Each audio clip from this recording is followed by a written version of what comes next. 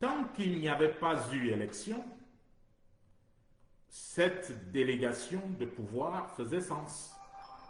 Parce que un président peut effectivement choisir de déléguer partie de son travail à un de ses collaborateurs. Mais à partir du moment où on sait que ce président n'est plus valide, ne peut plus assumer ses fonctions, et que malgré cela, on va quand même à une élection au nom de ce président invalide, il y a problème. Et c'est pour ça que nous nous sommes désolidarisés de l'action de la présidence de la République du Cameroun qui souhaitait perpétuer cette délégation et même changer la loi pour prendre un plus grand avantage de cette délégation. Le plan, il est simple. C'est que on sait que le président Paul Biya est invalide. Il ne peut pas, il ne peut plus être président de la République, c'est clair, puisque lui-même a besoin d'aide. Ça aussi, c'est évident. Alors, on l'amène et on fait une campagne en son nom et on l'impose aux Camerounais en son nom.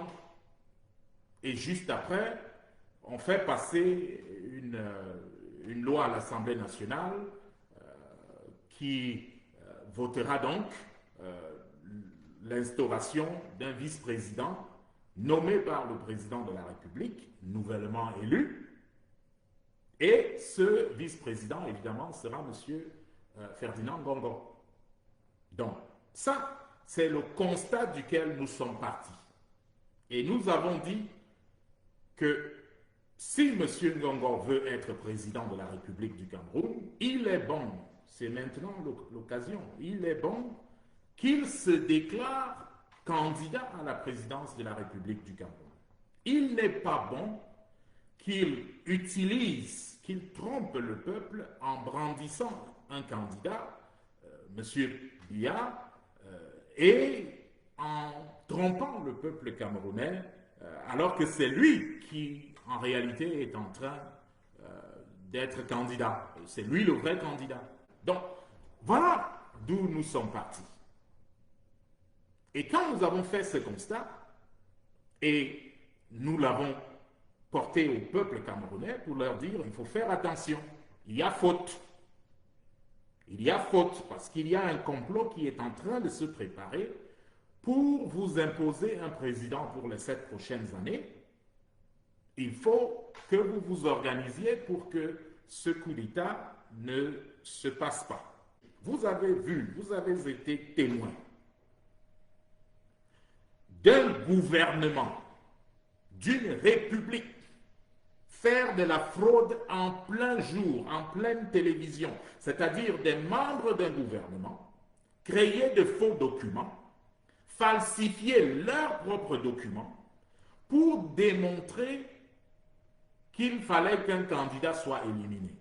Si vous avez été témoin de ça, qu'est-ce qui vous dit que ce gouvernement, qui n'a plus honte, reculera devant quelque chose?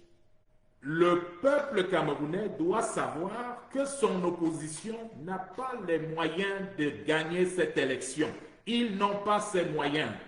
Bonjour les enfants, c'est papa. Mon mur est un asile psychiatrique à ciel ouvert et ma salle d'attente est toujours bondée. Bienvenue à la clinique des enfants. Oui, on doit toujours d'abord déchirer le voile qui est devant vos yeux pour vous rappeler quand même quels sont les vrais enjeux. Où est parti le problème? C'est quoi le vrai problème aujourd'hui? Le problème, ce n'est pas les élections et ce n'est pas les coalitions. Où est Paul Biya? Il est invalide. Il est invalide. Sa candidature est une usurpation. C'est un coup d'État. C'est un coup d'État politico-administratif. C'est un coup d'État politico-administratif. Si Ngongo veut être candidat à l'élection présidentielle, qu'il ait le courage de se présenter devant les gens. Si tu veux être candidat à l'élection présidentielle, Ferdinand Ngongo, prends ton courage à deux mains.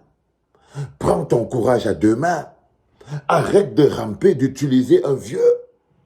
d'utiliser un vieux, tout un système basé sur la manipulation d'un vieux invalide. Parce que c'est à ça qu'on est confronté aujourd'hui. On a un monsieur qui a son système avec la femme du président et quelques collaborateurs qui ont décidé de braquer l'État. Ils ont décidé de braquer l'État sous couvert d'une élection. Je vous le dis, les enfants, même quand on part à gauche, on part à droite, n'oublions jamais quel est notre vrai problème. C'est quoi notre vrai problème à la base? Parce que tout le reste là, c'est comme des souris qu'on met dans un tuyau et ça t'amène vers une élection qui n'en est pas une, mais qui est un braquage, un coup d'État politico-administratif. Ce n'est pas une élection. Et une élection, un coup d'État politico-administratif n'aboutit pas à la souveraineté du peuple. Non. Donc le chemin qui est pris aujourd'hui ne peut pas aboutir à la liberté. Parce qu'on part plutôt vers un coup d'État. On a un bonhomme on a un gang qui a décidé d'usurper le pouvoir. D'usurper le pouvoir. De faire main basse sur le Cameroun. De faire main basse sur l'avenir des Camerounais. Dès que vous avez fini de parler que tel supporte Issa Chiroma, tel Bello Bouba, tel Kankampion, tel Pam Pam Pam, n'oubliez surtout pas que ça c'est vos émotions dans vos cœurs. Mais ce n'est pas le problème face auquel on est confronté. Ça, ce sont les émotions dans vos cœurs. Et c'est parce que vous jouez avec les cartes que le système vous a données. Vous savez que c'est le système qui a distribué ces cartes-là. Vous ne jouez pas avec les cartes que vous aurez choisies vous-même. Vous jouez avec les cartes que le système vous a données. C'est-à-dire que ça, c'est une chose que vous mettez de côté. Le jeu est trafiqué d'avance, c'est un faux jeu. Ça ne peut pas aboutir à une victoire de quoi que ce soit. Mais la vérité, le véritable enjeu, qu'est-ce qui se passe? Quelle est l'entourloupe derrière? C'est ça qu'il ne faut pas fermer ses yeux sur ça. C'est qu'il y a un conglomérat dirigé par la femme de Paul Biya, Chantal Biya, avec ses collaborateurs, Ferdinand Ngongo et les autres, qui vous font passer pour des cons. Qui font passer le peuple camerounais pour des idiots à l'échelle du monde. C'est ça la vérité. Donc, qui ont décidé de mettre main basse sur le pouvoir. Et bien sûr, avec le soutien des puissances occidentales, qui aujourd'hui ne misent que sur le contrôle qu'ils ont sur ce conglomérat-là pour maintenir le peuple camerounais et le Cameroun dans la misère, l'endettement, la pauvreté et la famine. Donc, même les grandes puissances les ont repérés comme étant le seul conglomérat capable de maintenir le peuple camerounais et le Cameroun dans la misère, la souffrance et la famine. Et la famine, ils sont tous des hommes d'affaires. C'est un conglomérat d'hommes d'affaires. J'ai appris dernièrement que Madame Babouke a même une radio là-bas à Yaoundé. Je ne savais pas. Il y a quelqu'un qui est venu se plaindre là, qu'elle n'a que trois techniciens, 4 machins, les enfants travaillent 24 sur 24, ils sont peut-être 10 et ils ne sont pratiquement pas payés. C'est eux qui ont les stations MRS pour vendre l'essence. C'est eux qui ont en même temps encore les hôtels. C'est eux qui ont encore en même temps les cabarets et tout. C'est des hommes d'affaires qui sont en train de vous braquer votre pays. Qui sont en train de vous braquer votre pays. C'est ça le véritable enjeu. On a donc ce conglomérat-là qui a décidé d'usurper le pouvoir sous le couvert d'une élection fantoche. Sous le couvert d'une élection fantoche, ils ont écarté de la manière la plus barbare et la plus sauvage possible la seule personne qui était capable d'empêcher ce plan bien ourdi de se passer crème sans problème. Même si on vous parle encore que vous votez tel, n'oubliez surtout pas qu'on ne prend pas les médicaments de la toux pour soigner le cancer avec.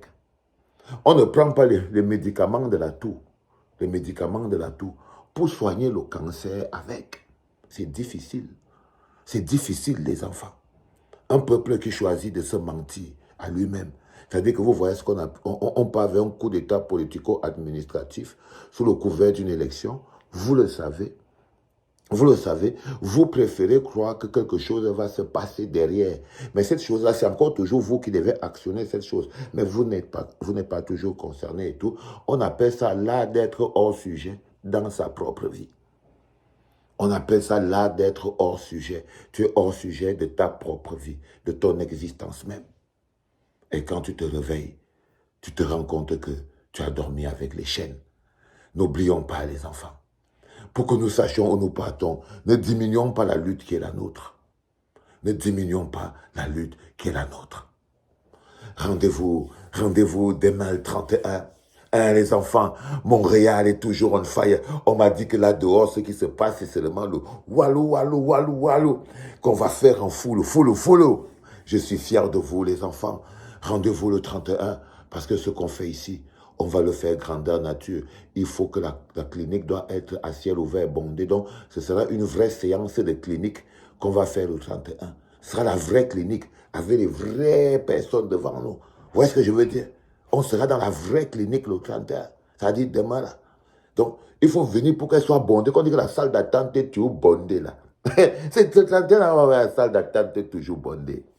On va leur dire bienvenue à la clinique, les enfants. Allez, c'était papa et c'était le premier.